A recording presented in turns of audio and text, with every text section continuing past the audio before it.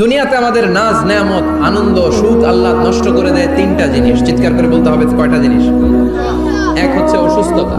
অসুস্থ হইলে কিছু ভাল লাগে?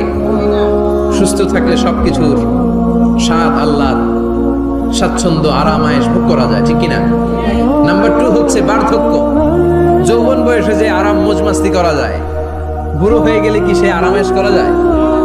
যায় না। 3 নম্বরে হচ্ছে মৃত্যু। সব আরাম রে বেরাম করে দেয় মৃত্যু এসে। তাহলে তিনটা জিনিস আমাদের আনন্দের মাঝখানে এসে ব্যাঘাত ঘটায়।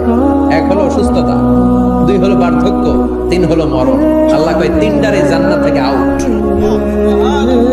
তিনটা জিনিসই জান্নাত থেকে আউট। ইউনাদি মুনাদির এক ফেরেশতা এসে বলবে, ইয়া আহলাল জান্নাহ ইন্না লাকুম আন তাসিহু ফালা তাসকামু আবাদা। জান্নাতে আজীবন সুস্থ থাকবা, আর কোনোদিন ব্যারামে ধরবে না। ওয়া ইন্না লাকুম আন তাশাব্বু ফালা তাহরামু আবাদা। আজীবন জান্নাতের ভেতরে যুবক থাকবা, বুড়া হবা না। ওয়া ইন্না লাকুম আন তাহইয়াউ ফালা তামুতু আবাদা। আজীবনের জন্য জান্নাতে বেঁচে থাকবা, মরণ তোমাদের ডিস্টার্ব করবে না।